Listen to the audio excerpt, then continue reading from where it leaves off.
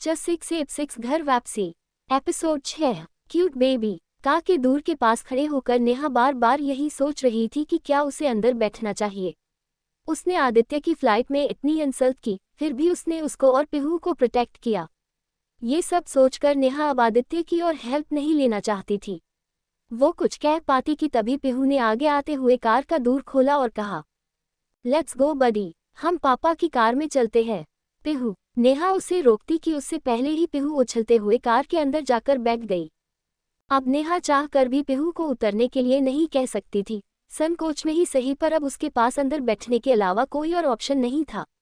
उसके अंदर बैठते ही आदित्य ने एटीट्यूड में अपनी आंखों पर ब्लू गॉगल्स लगाया और अपने ड्राइवर से कहा, लेट्स गो ड्राइवर। फिर पिहू ने आदित्य की आलिशान कार का इंटीरियर देखकर बड़ी एक्साइटमेंट में कहा, वाओ पापा, इट्स अ ब्यूटीफुल कार। उसकी प्यारी आवाज़ सुनकर आदित्य ने उसकी तरफ मुड़कर स्माइल किया। तभी नेहा ने कहा, थैंक यू। नेहा की आवाज़ सुनकर आदित्य के चेहरे से स्माइल कहीं चली गई। उसने जैसे ही नेहा की तरफ देखा उसे उसकी फ्लाइट में हुई इंसल्ट याद आ गई। पिहू के सामने वो कुछ रिएक्ट नहीं करना चाहता था, इसलिए उसने बिना कुछ कहे अपनी नज़रें फिर से पिहू की तरफ मुस्कुराते हुए घुमा ली। नेहा को आदित्य के इस जेस्चर से समझ आ गया था कि आदित्य इतना भी सिंपल नहीं जितना उसने समझ लिया था। थैंक यू पापा, हमें उन बैड लोगों से बचाने के लिए। इस बार पिहू के मुंह से फिर पापा सुनकर नेहा ने उसे तुरंत रोक दिया। सश, पिहू, ये तुम्हारे पापा नहीं हैं। स्टॉप कॉलिंग हिम पापा। नेहा ने पिहू को प्यार से समझाने की कोशिश की। हाँ, बट हमारी तो बात हो चुकी है ना। कूल अंकल मेरे पापा बनेंगे 2 दिन के लिए। तभी तो उन्होंने वहां पर आकर हमें वो विलन आंटी और उन खड़ूस अंकल से बचाया था, है ना। पिहू अपने ही मन में कहानी गढ़ के आदित्य को भी उस कहानी में शामिल कर लेना चाहती थी। पिहू की इस बचकानी हरकत को देखकर आदित्य को हंसी आ गई। उसे नहीं पता था कि उसने जो किया उसे पिहू इस तरह से इस्तेमाल करके नेहा को मनाने की कोशिश करेगी। उसे ये देखकर बहुत ही मजा आ रहा था कि जिस लड़की ने उसके साथ बदतमीजी की थी उसकी खुद की ही बेटी उसके हाथ नहीं आ रही थी। कम से कम कुछ तो सीखो इस बच्ची से। वो मेरी हेल्प की कितनी रिस्पेक्ट कर रही है और एक तुम हो। परेशान मत हो, ये मेरी तुम्हारे लाइफ में पहली और आखिरी हेल्प थी, इसके बाद मुझसे कोई उम्मीद भी मत रखना। आदित्य ने इस बार नेहा को टॉन्ट मारते हुए कहा। उसकी इस बात से नेहा को गुस्सा तो बहुत आ रहा था, पर इस वक्त वो आदित्य से बहस को और आगे नहीं बढ़ाना चाहती थी। वो साफ देख पा रही थी कि एक तरफ तो पिहू की उसे पापा बनाने की जिद खत्म नहीं हो रही थी और दूसरी तरफ आदित्य का एटीट्यूड उससे बर्दाश्त नहीं हो रहा था। तो उसने डिसाइड किया अब उसे आदित्य के साथ थोड़ा भी समय और नहीं बिताना चाहिए। उसने पिहू का हाथ जोर से पकड़ा और ड्राइवर से कहा, ड्राइवर, गाड़ी रोकिए। नेहा की बात सुनकर पिहू चुपचाप उसे देखने लगी। बड़ी की आवाज़ में सीरियसनेस देखकर वो चाहकर भी उसे रोक नहीं रही थी। आदित्य ने नेहा की बात सुनते ही उसे कंफ्यूजन में देखा और समझने की कोशिश की। उसका ये कंफ्यूज चेहरा देखकर नेहा ने एक बार फिर अपने इंस्ट्रक्शंस को साफ साफ दोहराते हुए कहा, I said stop the car. इस बार ड्राइवर ने कार को बीच रास्ते में ही रोक दिया। कार रुकते ही नेहा ने सामान और पिहू को गाड़ी में से निकाला और वही बीच रास्ते में ही उतर गई। बड़ी, हम यहाँ क्यों उतर रहे हैं?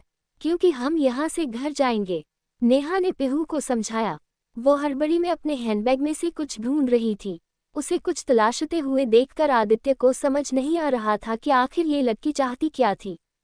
नेहा ने अपने हैंडबैग में से 500 रुपये का नोट निकाला और विंडो से हाथ डालकर कार के अंदर रख दिया। ये लो, यहाँ तक लाने का किराया। थैंक यू हमारी मदद करने के लिए और यहाँ तक लाने के लिए। आई होप अब हम दोबारा कभी ना मिले, नेहा ने कहा। निकलते वक्त पिहू 2 सेकंड्स के लिए विंडो के पास आकर अपने कूल अंकल को बाय करना चाहती थी। खिड़की के बाहर पिहू के नन्हे हाथों को आदित्य ने पकड़ा और कहा, बाय पिहू, जल्दी मिलते हैं। गुड बाय कहकर हैंडशेक के बहाने आदित्य ने अपना विजिटिंग कार्ड पिहू के हाथों में छुपा कर रख दिया, जिसमें उसका नंबर और एड्रेस सब कुछ लिखा था। पिहू इतनी स्मार्ट थी कि उसे पता था उस कार्ड को नेहा से कैसे छुपाना है। पिहू से इस अनडिफाइंड बॉन्ड को आदित्य भी समझ नहीं पा रहा था, पर वो इस रिश्ते को यहीं खत्म नहीं करना चाहता था। फिर नेहा वहीं खड़ी होकर टैक्सी का वेट करने लगी। उसके इस रवैये को देखकर आदित्य नेहा को बस देखता ही रहा। जैसे ही कार वापस स्टार्ट हुई आदित्य ने मुड़कर सड़क के उस पार खड़ी पिहू को एक झलक देखा और उसका सैड फेस देखकर आंखों ही आंखों में उसे विश्वास दिलाया कि उसके कूल अंकल उसके साथ हैं। पिहू अपसेट फेस बनाकर मन ही मन सोच रही थी, क्या बड़ी बना बनाया खेल बिगाड़ दिया आपने। अच्छा खासा कूल अंकल हमारी हेल्प करके मेरे पापा बनने वाले थे, पर आपने ने इस बार भी गेम चलने नहीं दिया। ओफो, अब मैं इन दोनों की बात कैसे करवाऊंगी, और बात नहीं हुई तो कूल अंकल को अपना पापा कैसे बनाऊंगी। तभी टॉक्सी आए और दोनों बैठकर चले गए। आज नेहा कई सालों बाद बनारस वापस आई थी, वही बनारस जहां उसके बचपन के कई खूबसूरत पल बीते थे। यहाँ उसकी दादी कमला देवी उनके घर की पुश्तैनी हवेली में रहती थी, जहां नेहा अक्सर छुट्टियों में आया करती थी। उनका पूरा परिवार लखनऊ जरूर शिफ्ट हो गया था, पर कमला देवी ने बड़े ही प्यार और बारीकी से इस हवेली को सजाया था। वहां खड़ा नीम का पेड़ आज भी वैसा ही था जैसा उसने सालों पहले देखा था। उसे बगीचे का वो आम का पेड़ याद आ रहा था जिससे वो अक्सर आम तोड़ के खाया करती थी। इन्हीं सब ख्यालों के साथ वो एंट्री गेट की तरफ बढ़ ही रही थी कि तभी उसे एक फीमेल सर्वेंट ने रोक लिया। Yes ma'am, how may I help you. Neha कुछ समझ नहीं पा रही थी कि उससे उसी के घर में ये सवाल क्यों किया जा रहा था। Sorry, but who are you? I am here to stay, Neha ने सर्वेंट से पोलाइटली कहा। Yes ma'am, many guests are going to stay here. आप अपना इन्विटेशन कार्ड दिखा दीजिए, उसके बाद we will arrange a guest room for you. Neha इस मोमेंट में बिल्कुल ब्लैंक थी। एक तो बड़ी हिम्मत करके वो इतने सालों बाद फिर से अपने परिवार का सामना करने वाली थी। भले ही उसके मन में हजार शिकायतें थी, पर आज भी घर आते समय उसे यही महसूस हो रहा था जैसे वो किसी अपनी जगह जा रही थी। पर उसका ये भ्रम उस पल में टूट गया था। उसे अपने ही घर के गेस्ट हाउस में रहने के लिए कहा जा रहा था। Listen, this is my house, मैं गेस्ट हाउस में क्यों रुकूंगी? मैम, गेस्ट्स का इंतजाम वही किया गया है। सर्वेंट के इतना कहते ही पीछे से एक आवाज आई। स्टॉप। सर्वेंट ने पलटकर देखा तो एक वृद्ध महिला सूती साड़ी पहने खड़ी थी। नेहा ने उस महिला को देखते ही कहा, दादी, ये बेटी है मेरी, कोई गेस्ट नहीं, ये वहां नहीं, मेरे साथ रहेगी। दादी ने अपनी कड़क आवाज में सर्वेंट को डांटते हुए कहा। पर वो कनिका मैम ने तो।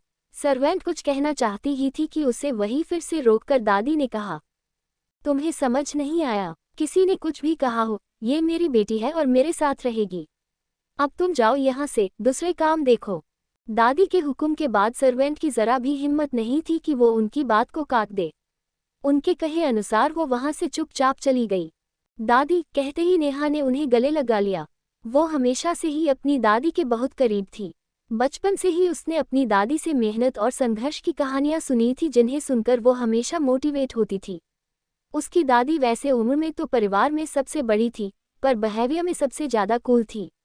उनका और नेहा का हमेशा से ही एक अलग बॉन्ड था, जिससे कनिका और उसकी मां मंजू दोनों ही बहुत जलते थे। कनिका लाख कोशिशों के बाद भी आज तक नेहा और दादी के बीच दूरी पैदा नहीं कर पाई थी। नेहा के गले लगकर उसकी पीठ को सहलाते हुए दादी ने कहा, बेटी कैसी हो? इतने सालों बाद आने में कोई दिक्कत तो नहीं हुई? दादी, मैं ठीक हूँ, आप कैसी हो? मैंने सुना आपकी तबीयत ठीक नहीं रहती, आप ठीक तो है? नेहा ने दादी से कहा। दादी अच्छे से वाकिफ थी कि उनके बेटे दिनेश के गुस्से के कारण नेहा को ना जाने क्या क्या सहना पड़ा था। नेहा ने इतने सालों में क्या किया, कहाँ रही, उनसे कुछ भी नहीं छुपा था। यहाँ तक कि नेहा ने उनको पिहू के बारे में भी बता रखा था। मैं एकदम ठीक हूँ बच्ची, हमें माफ कर दे, परिवार के होते हुए ना जाने तुझे क्या क्या सहना पड़ा होगा अकेले। कोई रहे ना रहे, ये बूई हमेशा तेरे साथ है, ये याद रखना। दादी ने नेहा के सर को सहलाते हुए कहा कि तभी पिहू ने दादी के पेट से लिपटते हुए कहा, ग्रैंड दादी, मुझसे भी तो मिलो। उसके नन्हे हाथों के स्पर्श से दादी को महसूस हुआ जैसे उनके जीवन का मकसद पूरा हो गया। इस एहसास को वो बयान तो नहीं कर पा रही थी, पर उनकी आंखों के आंसू बहुत कुछ कह रहे थे। पिहू को इस दुनिया में लाने के फैसले से दादी हमेशा से नेहा के साथ थी। नेहा को दिए गए वादे के अनुसार उन्होंने आज तक पिहू के बारे में किसी को भी नहीं बताया था। जब से उन्हें पता चला था कि नेहा ने एक बच्ची को जन्म दिया है, तब से वो उससे मिलने के लिए तड़प रही थी। हमेशा से दोनों वीडियो कॉल से ही एक दूसरे से बातें किया करते थे, पर आज उसके नन्हे हाथों को स्पर्श करते हुए उनकी आंखें छलक आई थीं। वो बता भी नहीं पा रही थी कि पिहू को देखकर वो कितनी खुश थी।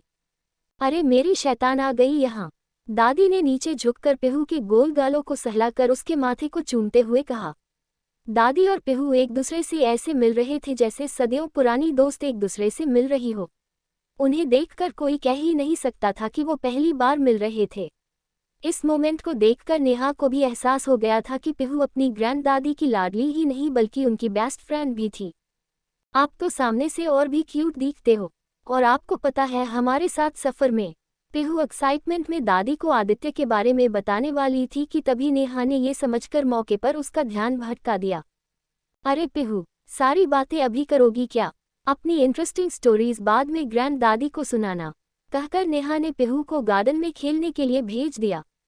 वो जानती थी कि पिहू और दादी और भी अच्छी सहेलियां थीं। अगर पिहू का 2 दिन पापा बनाने वाला शैतान आइडिया दादी तक पहुंच गया तो वो भी शायद उसका साथ दे देंगी, और फिर नेहा दादी की बात को टाल नहीं पाएगी, इसलिए उसने पिहू को कुछ भी बताने से रोक दिया।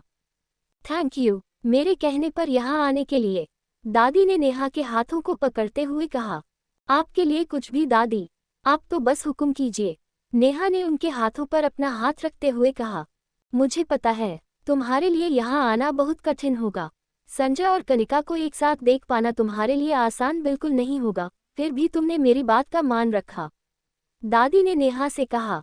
आखिर ऐसा कौन सा फंक्शन था जिसके बारे में दादी बात कर रही थी? क्यों था नेहा के लिए इस फैमिली फंक्शन में आना इतना मुश्किल?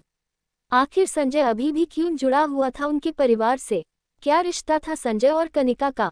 787 बचपन की अटखेलियान। Episode 7 cute baby. नेहा और दादी के बात करने के दौरान सर्वेंट्स ने नेहा का सारा सामान दादी के पास वाले रूम में सेटल करना शुरू कर दिया था। दादी कई सालों से नेहा से मिलना चाहती थी, पर परिस्थितियों के चलते नेहा अपने परिवार में लौटना नहीं चाहती थी। पिहू के होने के बाद दादी की नेहा और पिहू दोनों से मिलने की इच्छा डबल हो गई थी। इस फंक्शन को ध्यान में रखते हुए दादी ने आखिरकार जिद करके इस बार नेहा को बनारस बुला ही लिया, और पिहू को देखकर उन्हें महसूस हुआ कि उनकी ये जिद सचमुच सार्थक हो गई थी। उन दोनों को इतना सहजता से बात करते हुए दूर से एक इंसान बड़ी देर और ध्यान से देख रहा था, और वो थी कनिका। कनिका को हर चीज की तरह नेहा के दादी के साथ रिश्ते से भी जलन होती थी, पर अनफॉर्चुनेटली लाख कोशिशों के बाद भी वो उन दोनों के बीच आज तक न आ सकी।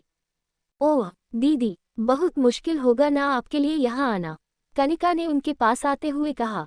कनिका की इस बदतमीजी से दादी और नेहा दोनों ही इरिटेट थे, पर वो उस पर रत्ती भर भी समय बर्बाद नहीं करना चाहते थे। कनिका ने उनकी तरफ से कोई जवाब न आने पर फिर से कहा, आई एम सो सॉरी, आपको आपके ही एक्स मंगेतर की सगाई पर आना पड़ा, और वो भी अपनी ही बहन के साथ। मुश्किल तो बहुत होगा आई नो, पर मुझे पता है आप बहुत स्ट्रांग हैं, आपके साथ दादी जो है। दादी ने अगले ही पल उसे उस टॉन्ट का जवाब देते हुए कहा। हाँ हूँ मैं इसके साथ, तुम्हें कोई तकलीफ? तुम अपने काम से काम नहीं रख सकती?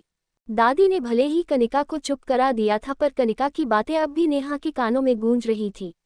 आज जिस फंक्शन के बहाने वो अपने घर अपनी दादी के पास आई थी, वो कुछ और नहीं बल्कि संजय और कनिका की सगाई का फंक्शन था।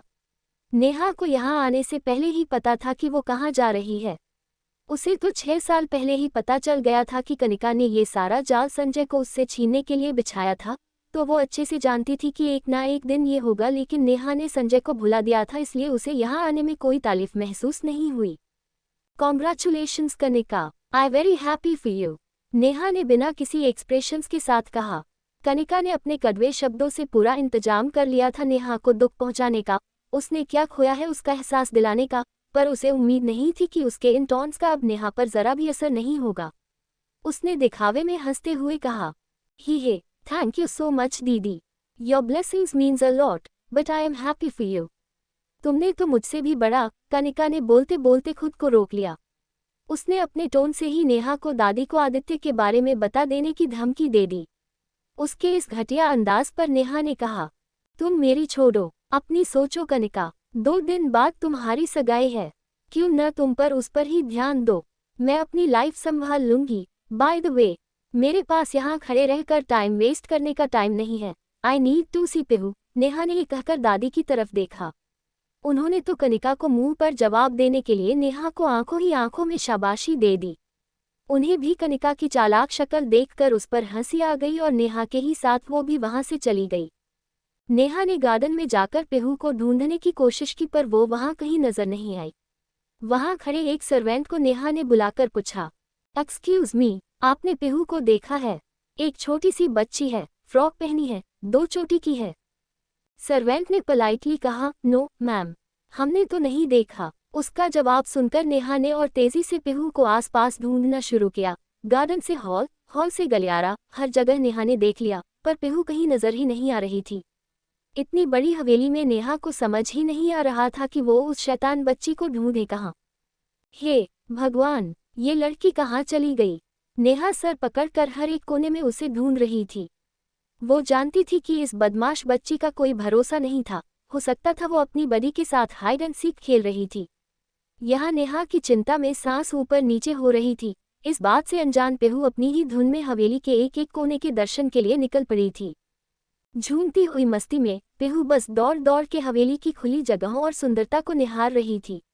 दिन ढल रहा था और बत्ती शाम के साथ पेड़ों और पिलर्स पर सजी लाइट्स जगमगानी शुरू हो गई थी। पीहू को इन कलरफुल लाइट्स के बीच घूमने में बहुत मजा आ रहा था। अपने फ्रॉक के फ्रिल्स को गोल गोल घुमाते हुए वो यूं ही हवा जैसी उड़ती चली जा रही थी कि तभी वो गलियारे में टहल रहे नेहा के पिता दिनेश से जा टकराए।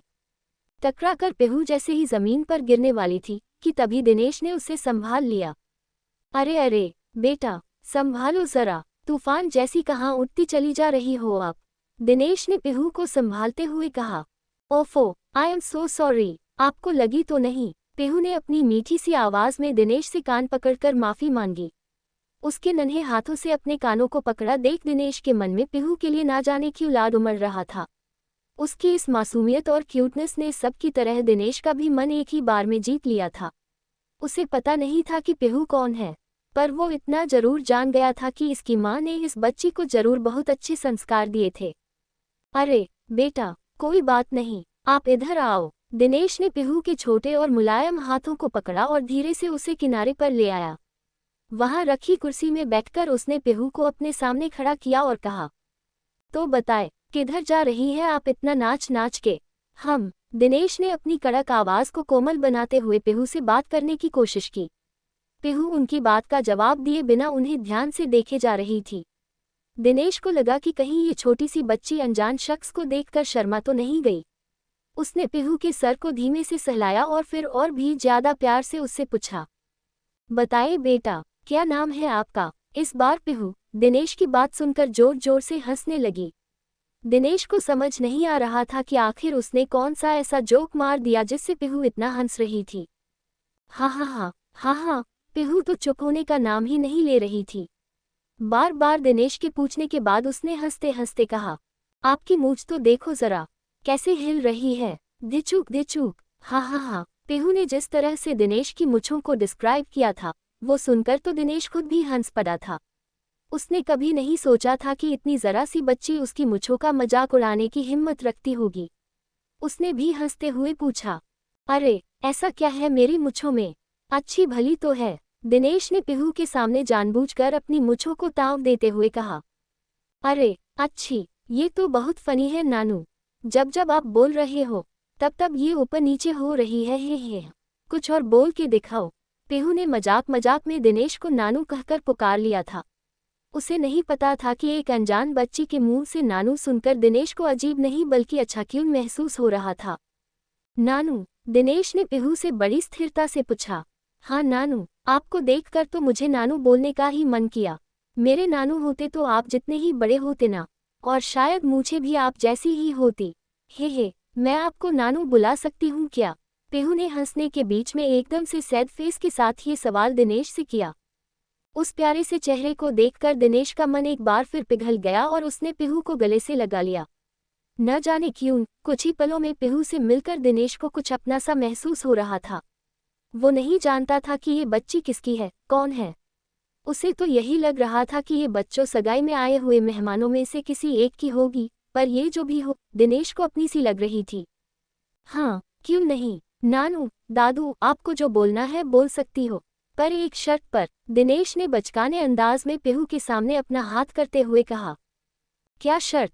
पीहू ने थोड़ा सोचते हुए दिनेश से पूछा। अम्मा, शर्त यह है कि आप मुझे नानू तभी बुला सकते हो जब आप मेरी मूंछों पर हंसोगे नहीं। बोलो है मंजूर, दिनेश ने पीहू से मजाक करते हुए कहा। और ये कहते ही पीहू और दिनेश दोनों जोर जोर से हंसने लगे। नहीं, मैं तो आपको नानू भी बुलाऊंगी और आपकी मूंछों पर हंसूंगी भी। हे। पेहू ने हंसते हुए दिनेश की कुर्सी के आगे पीछे दौड़ लगाते हुए कहा। हंसूंगी हंसूंगी हंसूंगी, बोल बोल के पेहू दिनेश के आसपास गोल गोल घूमे जा रही थी। अरे हाँ हाँ, बस बस, दिनेश ने पेहू को बड़ी मुश्किल से हाथों से पकड़ते हुए कहा। इतनी शैतान है ये लड़की, पैर थम ही नहीं रहे इस लड़की के। ठीक है, नानू भी बुलाना और हंसना भी। अब ये बताओ कि आपके मम्मी पापा कहाँ हैं? दिनेश ने पेहू को पकड़कर कहा। उसे पता था कि इतनी छोटी बच्ची अगर इसी तरह घूमती रही तो ना जाने घूम घूम कर कहाँ चली जाएगी। यहाँ नेहा पेहू को पूरी हवेली में ढूंढते हुए दौड़ लगा रही थी कि तभी उसकी नज़र दिनेश और पेहू के ऊपर पड़ी। उन्हें साथ हंसता बोलता देख नेहा ने अपने पैरों को वहीं रोक लिया। आज 6 साल बाद वो अपने पिता दिनेश को देख रही थी। उन्हें देखते ही नेहा की आंखें भर आई। अपनी ही बेटी के साथ उन्हें खेलता देख उसे ऐसा महसूस हो रहा था जैसे मानो वो अपना ही बचपन देख रही हो। अपने पिता का लाड अपनी बेटी को मिलता देख उसका मन नहीं हो रहा था कि वो इस वक्त पेहू के करीब जाए। इस प्यार भरे नज़ारे को ठहर के देखने के लिए उसने अपने कुछ कदम और पीछे कर लिए। वो अच्छे से जानती थी कि अगर एक बार उसके पिता को ये पता चल गया कि पेहू कोई और नहीं बल्कि नेहा की बेटी है तो वो हरगिज़ उसे देखना पसंद नहीं करेंगे। वो जानती थी कि उसके पिता के मन में उसके लिए जो नफरत थी वो जरूर उनके और पेहू के बीच भी आएगी। इसलिए वो इस वक्त पेहू को अपने असली नानू के साथ समय बिताने देना चाहती थी। दिनेश का सवाल सुनकर पेहू याद करने की कोशिश कर रही थी कि वो आई कहाँ से थी। हवेली इतनी बड़ी थी कि दिमाग पर बहुत जोर लगाने के बाद भी उसे याद नहीं आ रहा था। अम्मा, मैं तो बड़ी के साथ यहाँ आई हूँ। वो वहाँ से रास्ता है जहाँ से हम आए थे। पेहू अपने अपने छोटे छोटे हाथों से दिनेश को रास्ता समझाने की कोशिश कर रही थी पर दिनेश को कुछ समझ नहीं आ रहा था। अच्छा ठीक है, तुम मेरा हाथ पकड़ो और हम तुम्हारी बड़ी को मिलकर ढूंढते हैं। दिनेश ने पेहू का हाथ पकड़ा और खड़ा हो गया। उसे पता था कि इतनी छोटी बच्ची अकेले तो अपनी माँ के पास नहीं पहुँच पाएगी, इसलिए उसने खुद पेहू के साथ मिलकर उसकी बड़ी को ढूंढने का फैसला किया। जैसे ही दिनेश अपनी दाईं तरफ मुड़ा, उसके सामने उसकी बेटी नेहा खड़ी थी। नेहा को देखते ही पेहू ने उसकी तरफ उंगली उठाई और जोर से चिल्लाई, बड़ी। नानू, ये है मेरी बड़ी, मेरी मम्मा बड़ी। पेहू ने दिनेश को चिल्लाकर अपनी माँ नेहा के बारे में बताया। ये सुनकर दिनेश के पैरों तले जमीन खिसक गई। ये सुनते ही वो सिर्फ एक टक नेहा की ओर देखे जा रहा था। जिस मजबूती से उसने पेहू का हाथ अभी तक पकड़ रखा था वो धीरे धीरे ढीला होते हुए छूटता जा रहा था। आखिर क्या होगा जब दिनेश को पता चलेगा कि पेहू ही नेहा की बेटी है? क्या पेहू का प्यार दिनेश का पत्थर दिल पिघला पाएगा? क्या दिनेश पेहू की प्यार के चलते नेहा को माफ कर पाएगा, या फिर उसे नेहा से नफरत करने के लिए मिल जाएगी एक और वजह? 8 unfortunate Neha. Episode 8 cute baby. Neha को वहां खड़ा देखकर पिता दिनेश के हाथ से पेहू का हाथ अपने आप छूट गया था। पेहू को पता ही नहीं था कि जिनको वो कुछ देर पहले तक नानू कह रही थी वो अब उसकी तरफ देखना भी नहीं चाह रहे थे। पिता दिनेश ने जैसे ही नेहा की आंखों में देखा, उन्हें 6 साल पहले हुई घटना याद आ रही थी। जिस गुस्से से उन्होंने अपनी बेटी नेहा को अपने आप से अलग किया था, उसकी आग आज भी कहीं ना कहीं उनके दिल में जल रही थी। नेहा अपने पिता को देखकर बिल्कुल खामोश खड़ी थी। उनके गुस्से से अच्छे से वाकिफ होने के बाद भी उसके दिल में कहीं तो उम्मीद थी कि शायद पेहू ने उनके दिल को छू लिया हो, शायद उसके प्यार से उनका दिल पसीज गया हो और वो नेहा को अपना ले। पर जिस पल में दिनेश ने अपनी नज़रें झुका ली और नेहा से मुंह मोड़ लिया, उसको समझा गया था कि वो गलत थी। दिनेश के मुड़ते ही पेहू ने अपनी प्यारी आवाज़ में उन्हें बुलाने की कोशिश की। नानू। उस एक शब्द को सुनकर दिनेश के कदम एक पल के लिए वही ठहर गए थे, पर ये घड़ी ज़्यादा देर की नहीं थी। अगले ही पल दिनेश ने बिना मुड़े, पेहू को बिना देखे आगे की ओर बढ़ना शुरू कर दिया। पीछे आ रहे एक सर्वेंट के साथ नेहा ने पेहू को उसके कमरे में भिजवा दिया और खुद खड़ी होकर चुपचाप अपने डैड को देखती रही। पिछली बार तो नेहा चाहकर भी अपने पिता के सामने अपनी सच्चाई साबित नहीं कर पाई थी, पर इतने सालों बाद उन्हें फिर से देखकर उसके दिल में एक कसक उठी थी कि आज वो उनसे सब कुछ सच सच बता देगी। वो चाहती थी कि कम से कम एक बार तो वो अपने पिता के सामने उस रात की सच्चाई को बता पाए, फिर आगे उनकी मर्जी होगी कि उन्हें उस पर भरोसा करना है या नहीं। यही सोचकर नेहा अपने पिता दिनेश के पीछे उन्हें रोकने के लिए निकल पड़ी। Dad, listen. नेहा बार बार अपने पिता को बुलाते हुए उन्हें रोकने की कोशिश कर रही थी, पर पिता दिनेश उसकी एक नहीं सुनते। वो तो बस बिना मुड़े सीधे अपने रूम की तरह बढ़ते जा रहे थे। Dad please, listen to me dad. Neha उनका पीछा करते हुए उनके रूम तक पहुंच गई और तभी पिता दिनेश सीधे अपने रूम के अंदर चले गए। ना जाने क्यों उन्हें अंदर जाता देख नेहा ने भी अपने कदमों को वहीं रोक लिया। बिना इजाजत उसे उस कमरे की दहलीज पार करना ठीक नहीं लगा। उनके रुकते ही नेहा ने सोचा कि शायद अब उसके डैड उसकी बात ठहर कर सुनेंगे। इसी उम्मीद में उसने इस बार उन्हें रूम के जस्ट बाहर खड़े होकर पुकारा और कहा, डैड प्लीज एक बार मुझसे बात कर लीजिए, let me explain everything. Neha जानती थी कि उस रात के साथ साथ कहीं ना कहीं उनके मन में पिहू को लेकर भी गुस्सा भरा हुआ था, इसलिए वो उनसे मिलकर उनके साथ अपनी सारी सिचुएशन शेयर करना चाहती थी और बताना चाहती थी कि पिहू उनकी नाती है। वो पिहू को अपने नानू के प्यार से अब और वंचित नहीं रखना चाहती थी। पिता दिनेश इस बार उसकी बात सुनकर पलट गए थे। उन्होंने जैसे ही मुड़कर नेहा को देखा, नेहा के चेहरे पर एक दबी सी मुस्कान छा गई। वो जैसे ही कुछ कह पाती कि तभी उसके पिता ने उसकी सारी उम्मीदों पर पानी फेर दिया। See you are here for my daughter's engagement. यहाँ किसी भी तरह का सीन बनाने की कोशिश मत करो।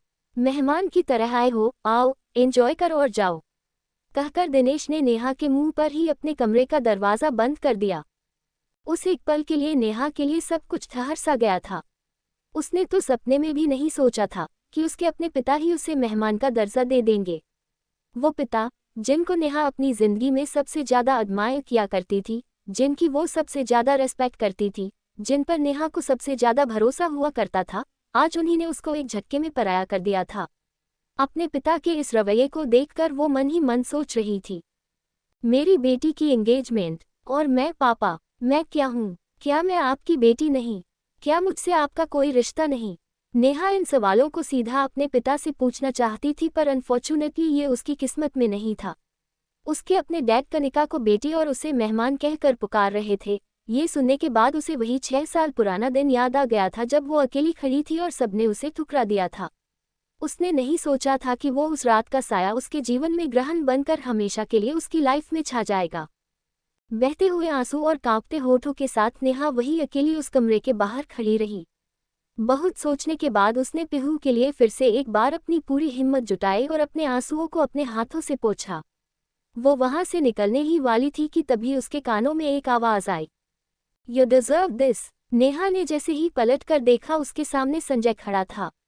उसने अपने पिता से इतना सब कुछ सुन लिया था कि अब उससे बुरा उसके लिए कुछ भी नहीं हो सकता था। वो इतना टूट चुकी थी, अब उसके पास कुछ और सुनने की जरा भी हिम्मत नहीं बची थी। उसने बिना संजय को जवाब दिए वहां से लौटना सही समझा। उसे जाता हुआ देख संजय भी उसका पीछा करने लगा। भागो और भागो, क्योंकि उसके अलावा तुम्हें आता ही क्या है? तुम्हें क्या लगा है डैड तुम्हें माफ कर देंगे? तुम्हारे ये नकली आंसू देखकर पिघल जाएंगे। ओफो Neha, how stupid you are. Sanjay उसके पीछे चलते चलते उसे नीचा दिखाने के लिए खरी खटी सुनाए जा रहा था, पर नेहा पर उसकी किसी भी बातों का जरा भी असर नहीं पड़ रहा था। वो चुपचाप बिना पलटे सीधे सीधे चलती चली जा रही थी। संजय से नेहा का ये एटीट्यूड बर्दाश्त नहीं हो रहा था। उसे समझ नहीं आ रहा था कि आखिरकार नेहा उसके सामने गिड़गिड़ा क्यों नहीं रही, उससे माफी क्यों नहीं मांग रही। नेहा के इस बेफिक्रे एटीट्यूड से संजय का ईगो और हट होता जा रहा था। इसलिए इस बार उसने बाहर गार्डन तक पहुंचकर नेहा का रास्ता रोक लिया और उसके सामने आकर खड़ा हो गया। संजय, लेट मी गो, नेहा ने संजय की इस हरकत से झल्लाते हुए कहा। ऑब्वियसली, जाने के अलावा और आता ही क्या है तुम्हें? संजय ने अब नेहा के सामने खड़े होकर उससे सवाल करना शुरू कर दिया। इतने सालों से उसके मन में जो गुस्सा भरा हुआ था, आज वो धीरे धीरे करके निकल रहा था। पर नेहा तो इस वक्त भी अपने पिता के शब्दों में खोई हुई थी। वो तो अब भी यकीन नहीं कर पा रही थी कि जिस घर में वो इतने हक से अपनी बेटी के साथ आ गई थी, उस घर में उसे मेहमान की तरह देखा जा रहा था। संजय उसके सामने 1000 प्रश्न उठा रहा था, पर वो उसके किसी भी सवाल का जवाब नहीं देना चाहती थी। उसकी इस चुप्पी से संजय का गुस्सा और बढ़ता जा रहा था। तुमने जो कुछ भी मेरे साथ किया, क्या तुम्हें थोड़ी भी शर्म है उसके लिए? संजय ने नेहा की आंखों में देखते हुए पूछा। अरे क्या शर्म होगी तुम्हें? तुम तो आदित्य सिंघानिया जैसे बड़े बिजनेसमैन को फंसा के उसके साथ ऐश से अपनी लाइफ जी रही हो। कितनी लालची हो तुम। पहले मेरा इस्तेमाल किया तुमने, जब तुम्हें लगा कि अब इससे भी बड़ा हाथ मारा जा सकता है तो तुमने उसे ढूंढ लिया। Seriously, what kind of a person you are. और वो बच्ची उसी की है या? संजय अपनी जुबान से कुछ कहता कि तभी पीहू के बारे में सुनते ही नेहा ने उसे वहीं रोक दिया। इनफ। नेहा ने गुस्से से संजय की आंखों में आंखें डालकर देखते हुए कहा। उसकी आंखों से भले ही आंसू टपक रहे थे, पर अपनी बेटी का नाम संजय के मुंह से सुनते ही उसके भरे गले में से भी बुलंद आवाज निकली थी। इनफ इज इनफ संजय, मेरी बेटी का नाम भी मत लेना। I seriously don't want to prove anything to you. मैं क्यों साबित करूं तुम्हें कि मैं किसके साथ रही, मैंने किसे फंसाया, या फिर पीहू का डैड कौन है। इन सब बातों से तुम्हें क्यों फर्क पड़ रहा है? तुमने तो मुझे उस वक्त ही खुद से अलग कर दिया था जब मैं तुमसे हमारे रिश्ते की भीख मांग रही थी। नेहा ने भी संजय को उतने ही गुस्से में जवाब दिया। तो क्या चाहती थी तुम? मैं तुम्हारे धोखे को देखने के बाद भी तुम्हारे साथ खड़ा रहता, तुम्हारे इतना गिरने के बाद भी तुमसे प्यार करता रहता। अरे हमारी शादी होने वाली थी, लाइफ कितनी परफेक्ट चल रही थी, और तुमने क्या किया? हमारे प्यार का थोड़ा तो लिहाज किया होता। संजय हर बीतते पल में नेहा को कटघरे में खड़ा कर दे रहा था। अपने हर एक सेंटेंस में वो सिर्फ और सिर्फ उसे उस रात के लिए दोषी ठहराना चाहता था। पर नेहा ने भी ठान ली थी कि अब वो अपने आप को किसी के भी सामने साबित नहीं करेगी। क्या कहा तुमने? प्यार, लव, तुम्हें पता है प्यार क्या होता है? अरे प्यार तो भरोसे का नाम होता है। प्यार में सबसे पहली और जरूरी चीज होती है ट्रस्ट, रिस्पेक्ट। और तुमने तो मुझ पर दोनों में से कुछ भी नहीं दिखाया। जिस वक्त तुम्हें मेरे साथ खड़े रहकर मुझ पर भरोसा करना चाहिए था, तब तो तुम मुझे अकेला छोड़ गए। अरे इतने सालों का साथ था हमारा संजय, क्या तुम्हें एक भी पल मुझ पर भरोसा करने का दिल नहीं हुआ? नेहा ने इस बार संजय को अपने सवालों से घेर लिया था। संजय के अंदर का इतना गुस्सा निकलता देख नेहा ने अपने मन में दबी कह तो दी थी, पर अगले ही पल उसे एहसास हुआ कि अब इन सारी बातों का कोई फायदा नहीं था। देखो संजय, तुम भी जानते हो कि अब इन सारी बातों का कोई फायदा नहीं है। तुमने अब कनिका के साथ रहने का फैसला किया है तो रिस्पेक्ट योर डिसीजन। अब मेरे बारे में इतना सवाल जवाब करना शायद ठीक नहीं है। मैं मेरी लाइफ में बहुत खुश हूँ। नेहा ने ये कहकर वहां से जाना शुरू किया, पर उसके वहां से आगे बढ़ते ही संजय ने एक बार फिर उसका हाथ पकड़ लिया और कहा, मुझे क्या करना है और क्या नहीं, इसके बारे में मुझे तुमसे जानने की जरूरत नहीं है। खुश तो होगी ही तुम, इतना बड़ा आदमी जो फंसाया है तुमने। वैसे क्या करना पड़ता है उसके लिए, जो उस रात होटल में किया था, या उससे भी कुछ खास? आई सीरियसली वंडर, कनिका तुम्हारी बहन कैसे है? उसमें और तुम में तो जमीन आसमान का अंतर है। संजय ने नेहा को रोककर और बेइज्जत करने की कोशिश की, पर इस बार नेहा कनिका का नाम सुनकर शांत नहीं रहने वाली थी। उसने अपने करैक्टर पर फिर से उंगली और कनिका से खुद का कंपैरिजन होते हुए देखकर संजय के पास एक और कदम बढ़ाया और गरेबान को अपने हाथों से पकड़ते हुए गुस्से में कहा, listen, I really don't care what you think about me. जब तुम्हें पता नहीं है कि उस रात क्या हुआ था, तो अपने घटिया थॉट्स पर फुल स्टॉप लगाना सीखो। जिस कनिका की तुम इतनी तारीफ कर रहे हो न वो। नेहा ने गुस्से में कनिका का नाम ले ही लिया था कि तभी वहां कनिका खुद पहुंच गई। दीदी, कनिका ने जोर से नेहा को आवाज लगाई और दौड़ते हुए नेहा और संजय के पास आ गई। ये क्या कर रही हो तुम? छोड़ो संजय को, कनिका ने नेहा के हाथों से संजय का गिरेबान छुड़ाते हुए कहा। कनिका जरूर संजय के बचाव में आ गई थी, पर संजय का दिमाग अभी भी नेहा के उस अधूरे सेंटेंस पर टिका हुआ था। आखिर क्या कह रही थी नेहा कनिका के बारे में? क्या नेहा कनिका का सच बता देगी संजय को? क्या संजय विश्वास करेगा नेहा का, या फिर ये कदम नेहा पर ही भारी पड़ जाएगा? क्या कनिका का सच बनेगा नेहा और संजय के पास आने की वजह? आप लोगों को क्या लगता है, क्या होंगे इन सभी सवालों के जवाब? कमेंट बॉक्स में कमेंट करके जरूर बताएं, और सभी सवालों के जवाब जानने के लिए सुनते रहिए हेट की लव स्टोरी सिर्फ पॉकेट एफएम पर। कनिका साफ नजर आती थी, वो बिल्कुल नहीं चाहती थी कि अब वो एक भी मिनट उन लोगों के साथ यहाँ खड़े होकर वेस्ट करे। उसने भी संजय और कनिका के सामने हाथ जोड़ते हुए कहा, oh really, then congratulations to both of you. बधाई हो आप दोनों को। अब अगर आप दोनों साथ हैं तो कृपया करके एक दूसरे पर ही ध्यान दे। मुझे बख्श दे, मेरे पास किसी भी सवाल को सुनने और उसका जवाब देने का टाइम नहीं है। Leave me alone, for God सके, बाय। कहकर नेहा वहां से अपने रूम की तरफ लौट गई। उसके जाने के बाद कनिका संजय का हाथ पकड़ के उसे इशारों से कहना चाहती थी कि वो उसके साथ हमेशा यूं ही खड़ी रहेगी। नेहा गुस्से में वापस अपने रूम की तरफ लौट रही थी कि तभी रास्ते में उसने उस सर्वेंट को रोका जिसके साथ उसने पीहू को भेजा था।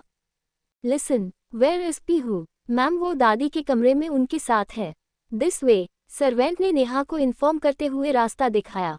नेहा उसके बताए हुए रास्ते में आगे बढ़ने लगी और दादी के कमरे के बाहर पहुंचते ही उसे पिहू की किसी से बात करने की आवाज़ सुनाई देने लगी। क्या नेहा सुन लेगी पिहू और आदित्य की बातें? क्या उसे पता चल जाएगा कि दादी भी अब पिहू के प्लान में शामिल हो चुकी थी? क्या आदित्य देगा पिहू का साथ? 10/10 रिश्ता अनजाना सा। Episode 10 cute baby. नेहा दादी के रूम तक पहुंची ही थी कि तभी उसे पीछे से एक सर्वेंट ने आवाज लगाई। Neha ma'am, your handbag is here. Neha आवाज की ओर चली पड़ी। यहाँ पिहू को एक अनजान नंबर से कॉल आया था और जैसे ही उसने फोन उठाया, उधर से आवाज आई, hello yes, Aditya Singhania speaking, who is this? Aditya की आवाज सुनते ही पिहू एक्साइटमेंट में जोर से चिल्लाई, कूल अंकल। पिहू को इतना जोर से चिल्लाता देख दादी ने उसे शांत रहने के लिए इशारा किया। पिहू की इस आवाज को सुनकर आदित्य को लगा जैसे उसे किसी अपने ने पुकारा था। ओह लिटिल एंजल पिहू, आप, ये आपका फोन है। Where are you? घर पहुंच गए ठीक से? आदित्य ने पूछा। यस कूल अंकल, हम तो ग्रैंड दादी के ग्रैंड घर में आए हैं। और आपको पता है, ये घर बहुत सुंदर है। काश आप भी हमारे साथ आए होते। आई मिस यू, पिहू ने अपनी मीठी आवाज में कहा। उसकी इस आवाज को सुनकर आदित्य का मन हो रहा था कि वो अभी इसी वक्त उससे मिल ले। इतनी छोटी सी मुलाकात के बाद भी आदित्य पिहू का हाथ नहीं छोड़ना चाहता था, पर नेहा के कारण वो उसके साथ भी नहीं रह सकता था। I miss your too angel, Aditya ने उतने ही लाड से पिहू को जवाब दिया। आपको पता है, पिहू कुछ और कहना चाहती ही थी कि तभी दादी और पिहू ने घबराते हुए दूर की ओर देखा तो सामने से नेहा अंदर आ रही थी। उसके चेहरे पर गुस्सा था और आंखों में पानी। उसके पटकते हुए पैरों की आवाज से साफ समझ आ रहा था कि उसके साथ कुछ तो हुआ था। पिहू ने बड़ी को गुस्से में बदबदाते हुए देखकर झट से फोन कानों से हटा के नीचे रख दिया, पर उसे ये नहीं पता था कि कॉल अभी भी कटा नहीं था। दादी और पिहू घबरा रहे थे कि आदित्य को कॉल किया है। ये बात नेहा को पता चली तो वो और भी गुस्सा हो जाएगी। कॉल के दूसरे एंड से आदित्य हेलो हेलो किए जा रहा था, पर इधर पिहू ने मोबाइल बिना कॉल काटे ही नीचे रख दिया था। पिहू को यूं फोन पकड़ा देखकर नेहा ने झल्लाते हुए कहा, पिहू और टाइम मोबाइल? हाँ, आप फ्रेश भी नहीं हुए अभी? चलो चेंज कर लो। पिहू बिना कुछ बोले शांति से बड़ी को सुन रही थी। उसे समझ नहीं आ रहा था कि अब वो नेहा के सामने कूल अंकल से और बात कैसे करे, पर वो नहीं जानती थी कि कॉल अब भी कटा नहीं था। आदित्य को नेहा की आवाज़ फोन पर साफ सुनाई दे रही थी। पिहू पर इस तरह झल्लाते हुए सुनकर आदित्य एक बार फिर नेहा के बिहेवियर से डिसअपॉइंट हो गया था। उसने तो पिहू से बात करने के लिए अपनी एक इम्पॉर्टेंट मीटिंग तक छोड़ दी थी और नेहा, वो मन ही मन सोच रहा था, ओह गॉड, दिस गर्ल, इतनी प्यारी बच्ची है इसकी। मैं उससे मिलने के लिए इतना तड़प रहा हूँ, और जिसकी ये बच्ची है उसकी इसको ज़रा भी फिक्र नहीं है। हर वक्त बस डांटती रहती है। इतना कितना एटीट्यूड भर रखा है उसने अपने अंदर। कहाँ फंसी है ये बच्ची? पूर्ण विराम उद्धरण चिन्ह। एक पल तो उसे नेहा के ऊपर गुस्सा आ रहा था और दूसरे ही पल उसे ये एहसास भी था कि पिहू नेहा की ही बेटी थी, इसलिए वो चाहकर भी उन दोनों के बीच इंटरफेयर नहीं करना चाहता था। उसने अपना पिहू से मिलना किस्मत पर छोड़ दिया था। कॉल पर उस तरफ से पिहू की आवाज़ के बजाय सिर्फ नेहा के बदबदाने की ही आवाज़ें आ रही थी, जिसे कुछ देर तक सुनने के बाद आदित्य ने फ़ोन काट दिया। उसने फ़ोन जरूर रख दिया था, पर अब भी वो पिहू से कांटेक्ट करने का रास्ता बंद नहीं करना चाहता था, इसलिए उसने उस नंबर को पिहू एंजल नाम से सेव कर लिया था। यहाँ नेहा संजय और कनिका की बातों से ना चाहते हुए भी इतना डिस्टर्ब थी कि वो अपने ही मन में कुछ ना कुछ बदबदाई जा रही थी। उसने अपने कपड़े निकाले और सीधा बाथरूम के अंदर चली गई। उसके जाते ही दादी और पिहू की जान में जान आई। दोनों ने एक दूसरे को राहत की सांस लेते हुए देखा और हाई फाइव किया। पिहू का दिमाग इतना तेज था कि उसने बिना समय गवाए आदित्य को व्हाट्सएप पर ऐड कर लिया और जो बात वो कॉल पर नहीं कर पाई थी उसे चैट पर करने का सोचा। दादी ने भी उसे फ़ोन करने के लिए फुल लिबर्टी दे रखी थी और वो पूरी तरह से पिहू के प्लान में शामिल थी। वीडियो कॉल करके दोनों ने एक दूसरे को इतना अच्छे से जान लिया था कि दादी को पिहू के प्लान पर पूरा ट्रस्ट था। पिहू ने व्हाट्सएप खोलकर आदित्य को एक प्यारा सा मैसेज लिखना शुरू किया। Hey cool uncle, this is Pihu. वो बढ़िया आ गई तो फ़ोन रखना पड़ा। Cool uncle, I wanted to share something with you, but he is not happy here. हम जब से आए हैं तब से कुछ ना कुछ हो रहा है। एक नानू जैसे थे। पहले वो मुझसे बात किए, फिर बड़ी को देखने के बाद हमसे नाराज हो गए। मैंने तो कोई शैतानी भी नहीं की उनके साथ, फिर भी उदास होकर चले गए। मुझे तो कुछ समझ नहीं आ रहा कि यहाँ क्या हो रहा है। बड़ी अभी आए हैं रूम में और बहुत गुस्से में है। मेरे पास बस ग्रैंडदादी है बात करने के लिए, इसलिए मैं उनके फ़ोन से आपसे बात कर रही हूँ। कूल अंकल, अगर बड़ी अभी से इतना परेशान है तो आगे क्या होगा? I miss you cool uncle and I need you here. Peehu ने इस छोटे से मैसेज में आदित्य के सामने अपना दिल निकाल रख दिया था। इन 4 लाइनों में बड़ी के लिए उसका प्यार, उसकी समझदारी, कूल अंकल से उसकी दोस्ती सब साफ झलक रही थी। उसने इस मैसेज के साथ दादी के मोबाइल में कैमरा ऑन करके अपनी एक सैड फेस बनाकर तस्वीर भी आदित्य को भेज दी। दादी उसकी इन सारी बचकानी हरकतों में उसका भरपूर साथ दे रही थी। पेहू के इस इमोशनल मैसेज और सैड फेस वाली फोटो देखकर एक पल को तो आदित्य अपने काम से ही डिस्ट्रैक्ट हो गया था। वो फौरन अपने केबिन में रखी कुर्सी से खड़ा हो गया और ध्यान से पेहू के मैसेज की एक एक लाइन को पढ़ने लगा। उसे समझ नहीं आ रहा था कि आखिरकार वो इस छोटी सी बच्ची की मदद करे तो कैसे। उसके दिमाग में तमाम तरह की दुविधाएं चल रही थी। क्या हक बनता है मेरा कि मैं किसी अनजान बच्ची, जो किसी की बेटी है, उसके एक मैसेज पर उससे मिलने चले जाऊं? हाँ, मदर इज जस्ट इंटॉलरेबल। कुछ भी होगा वो सबसे पहले तमाशा करना शुरू कर देगी। बट पेहू की इतनी बड़ी उम्मीदों को मैं नहीं तोड़ सकता हूँ। उसने मुझ पर ट्रस्ट दिखाया है और मुझसे हेल्प मांगी है, ऐसे में मैं उसे यूं छोड़ तो नहीं सकता। आदित्य खड़े होकर बार बार सोच रहा था कि उसे इस मोमेंट में कैसे रिएक्ट करना चाहिए। एक तरफ तो पेहू से कनेक्शन उसे उससे मिलने के लिए मोटिवेट कर रहा था और दूसरी तरफ नेहा का एटीट्यूड उसे रोक रहा था। यहाँ नेहा जब तक बाथरूम में थी तब तक दादी और पेहू दोनों दबी आवाज में एक दूसरे से बात कर रहे थे ताकि नेहा को कुछ भी सुनाई ना दे। अरे, कहाँ तक बड़ी बात, क्या मैसेज किया उसको? दादी बड़ी एक्साइटमेंट में कभी फोन को देख रही थी तो कभी पेहू को। उनके मन में ये जानने की बड़ी उत्सुकता थी कि आदित्य 2 दिन के लिए पेहू का पापा बनने के लिए मानेगा या नहीं। वो सबसे पहले अपने सारे रिश्तेदारों का मुंह बंद करना चाहती थी। अरे सश, ग्रैंड दादी, धीरे बोलो, पेहू ने उन्हें होठों पर उंगली रख के इशारा करते हुए कहा। ये देखो, मैंने मैसेज कर दिया है। आई नो, कूल अंकल हमारी हेल्प जरूर करेंगे, पेहू ने कहा। उसका इतना विश्वास देखकर दादी ने धीरे से उससे पूछा, अच्छा एक बात बता, तुझे कैसे पता वो हेल्प करेंगे? एयरपोर्ट पर क्या हुआ था? दादी के इस सवाल पर पेहू ने उनको एक एक बात विस्तार से बताई। उसने बताया कि कैसे एक खड़ूस अंकल और विलन आंटी आकर उसकी बड़ी को परेशान कर रहे थे। दादी पेहू को इतना अच्छे से जानती थी कि बिना उनका नाम बताए ही वो एक झटके में समझ गई थी कि ये खड़ूस अंकल संजय और विलन आंटी कनिका ही होंगे। नेहा के साथ उनका बर्ताव सुनकर दादी के तन बदन में आग लग गई थी। वो कनिका की नीयत से हमेशा से वाकिफ थी, इसलिए आज तक वो दादी के दिल में अपनी जगह नहीं बना पाई थी। उन्होंने हमेशा से कनिका के गलत इंटेंशंस को भांप लिया था और उसे रोकने की कोशिश हर बार उन्होंने की थी, पर इस बार उन्हें लगा नहीं।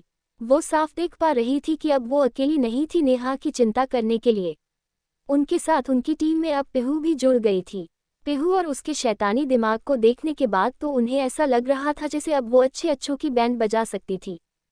दादी ने पेहू के कान में धीरे से कुछ कहा जिसे सुनकर पेहू अपनी जगह से उछल पड़ी।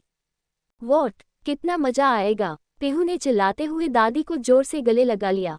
बाथरूम से निकलते ही नेहा ने दादी और पेहू को यूं गले लगे हुए देखा और कहा, क्या बात है, ग्रैंड दादी और परपोती में इतना प्यार, क्या बातें हो रही है खुसुर फुसुर? हाँ, नेहा ने मजाक में दोनों से पूछा। उसे देखकर ऐसा लग रहा था जैसे उसका सारा गुस्सा नहाते वक्त उतर गया था। फ्रेश होने के बाद वो फिर से अपने नॉर्मल मूड में आ चुकी थी। उसने इस बात को अच्छे से स्वीकार कर लिया था कि उसे अब संजय और कनिका की बात से कोई फर्क नहीं पड़ने वाला था। उसे बस इस एंगेजमेंट होने तक यहाँ रुकना था जिसके दौरान वो दादी के साथ भी कुछ क्वालिटी टाइम बिता पाएगी। अरे कुछ नहीं, हम तो ऐसे ही मस्ती कर रहे थे, दादी ने पेहू के हाथ से फ़ोन लेते हुए नेहा से कहा। नेहा एक बार में ही दादी से कन्विंस्ड हो तो गई थी, पर पेहू और दादी की नज़रें एक दूसरे से कुछ और ही बातें किए जा रही थी। उस रात तीनों ने डिनर करके आराम से दादी के कमरे में ढेर सारी बातें की और फिर सो गए। अगले दिन सुबह ब्रेकफास्ट के बाद नेहा कुछ सर्वेंट्स के साथ पीछे वाले गार्डन में बचपन में अपने हाथों से लगाए पेड़ों को देखने चली गई थी। पेहू और दादी कुछ बहाने से वही हवेली में ही रुक गए थे। फिर दादी ने एक सर्वेंट को अपने पास बुलाया और कहा, सुनो, कनिका मैडम से बोलो दादी ने उसकी एंगेजमेंट की तैयारी देखने के लिए बुलाया है, इसलिए फंक्शन से रिलेटेड अपने ड्रेस और ज्वेलरीज भी साथ लेकर आए। और उससे कहना जल्दी आए, मेरे पास ज़्यादा टाइम नहीं है, दादी ने सर्वेंट से बड़े रौब में कहा। जी दादी। सर्वेंट ने सर झुकाते हुए उनकी बात सुनी और सीधा कनिका वाले पोर्शन की ओर चल पड़ा। सर्वेंट के वहां से जाते ही पेहू और दादी ने एक दूसरे को मस्ती में आंख मारी और इशारों में ही अपने प्लान को अंजाम देने के लिए एक दूसरे को ऑल द बेस्ट कहा। जैसे ही सर्वेंट ने ये बात कनिका को बताई कि उसे दादी ने बुलाया है, वो तो शौक में अचानक से खड़ी हो गई। क्या दादी ने मुझे? Are you sure? कनिका ने सर्वेंट की तरफ चौंकते हुए देखकर पूछा। यस मैडम, और उन्होंने जल्दी भी बुलाया है, सर्वेंट ने बताया। ओके, तुम आओ मेरे साथ, मैं तुम्हें अपना सामान देती हूँ, वो लेकर तुम दादी के पास चलो, मैं आती हूँ। कहकर कनिका ने सर्वेंट को रूम में ले जाकर अपनी एंगेजमेंट की ड्रेस, उसकी चुन्नी और साथ की ज्वेलरी पकड़ा दी और वहां से जाने का इशारा किया। उसके जाने के बाद कनिका कुछ देर तक खड़े होकर सोचती रही कि ये सच है भी है या नहीं। दादी ने आज पहली बार कनिका को बुलाया था, वो भी तैयारियां देखने के लिए, उस शादी की तैयारी जिसके वो फेवर में भी नहीं थी। उसे समझ नहीं आ रहा था कि आखिर बात थी क्या। फिर अगले ही पल उसने इस मौके का भरपूर फायदा उठाने का सोचा। उसने अपना दिमाग लगाना शुरू किया कि कैसे इस मौके को दादी के दिल में जगह बनाने के लिए उपयोग किया जाए। वो बस यही सोचे जा रही थी कि कैसे नेहा की इमेज को दादी के मन में खराब करके खुद महान बना जाए। आखिर क्या प्लान था दादी और पेहू का? क्या कनिका समझ पाएगी ये खेल, या फिर इस खेल में भी कनिका नेहा को नीचा दिखाने में कामयाब हो जाएगी?